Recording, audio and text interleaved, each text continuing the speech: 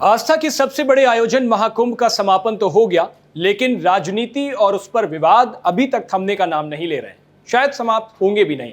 दरअसल अब महाकुंभ में जिन्होंने स्नान नहीं किया उनको लेकर के, और खास तौर पर राजनीति में जिन बड़ी शख्सियतों ने स्नान नहीं किया, विपक्षी पार्टियों ने स्नान नहीं किया, उनको लेकर बीजेपी लगातार उन्हें सनातन विरोधी बताने को जुटी हुई है और कई सारे लोग इसमें लिस्ट में हैं। लेकिन ताजा विवाद के सेंटर में राहुल गांधी हैं। बीजेपी लगातार राहुल गांधी को निशाने पर ले रही है और उनसे कह रही है कि उन्होंने महाकुंभ में स्नान नहीं किया, जबकि देश दुनिया भर से तमाम लोग आए और महाकुंभ में स्नान किया। सिर्फ हिंदू धर्म के नहीं, तमाम दूसरे धर्मों के लोग भी आए और संगम में आस्था की डुबकी लगाई।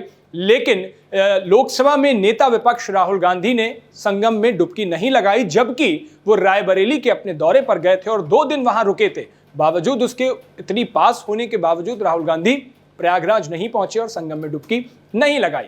बीजेपी अब तक इसको विवाद बना रही थी, बीजेपी अब तक निशाना साध रही थी, वो तो ठीक था।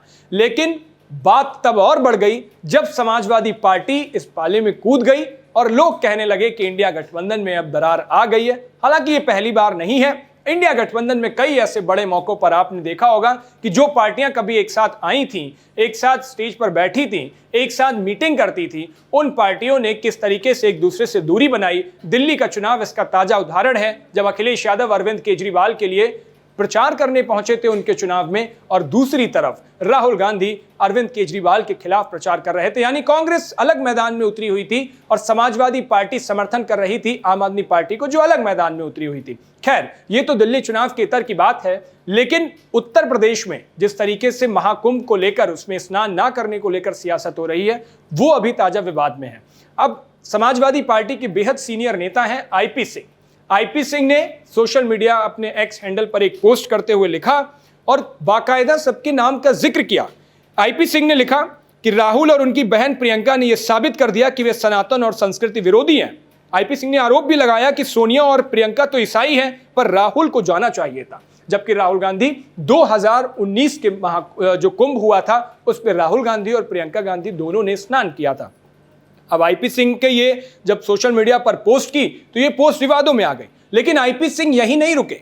आईपी सिंह ने एक और पोस्ट की और उस पोस्ट में उन्होंने अखिलेश यादव को विपक्ष का नेता बनाने की अपील की और राहुल गांधी को विपक्ष के नेता पद से इस्तीफा देने की मांग की है। ऐसी उनकी 2 पोस्ट आई हैं।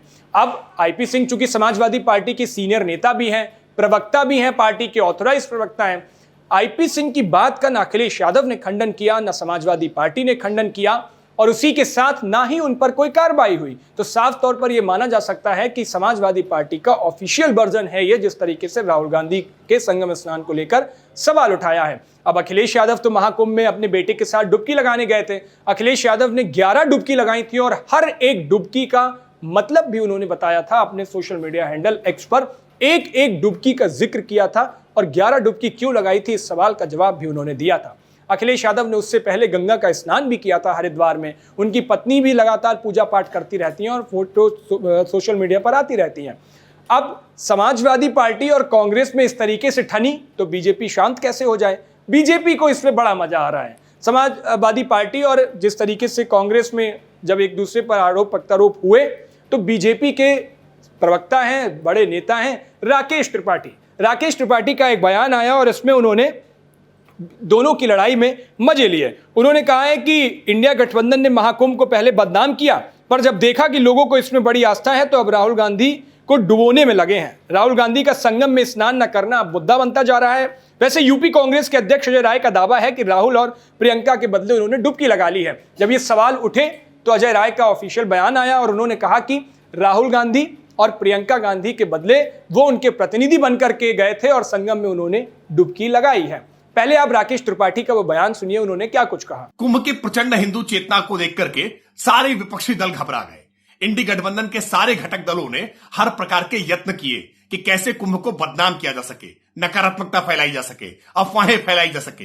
मल्लिकार्जुन खड़गे उसको गरीबी उन्मूलन का केंद्र बताने का प्रयास कर रहे थे, अपमान कर रहे थे। अखिलेश यादव जी ने बाकायदा कुंभ बुलेटिन जारी किया। ममता बनर्जी मृत्यु कुंभ बता रही थी। सबने मिलकर के कुंभ को लानत भेजी, लेकिन अखिलेश यादव जी चुपचाप जाकर के डुबकी लगाए। अब अखिलेश जी की टीम के लोग कांग्रेस पार्टी को डुबाने में लगे हुए हैं। सवाल खड़े कर रहे हैं कि राहुल और प्रियंका आखिरकार कुंभ में डुबकी लगाने क्यों नहीं गए।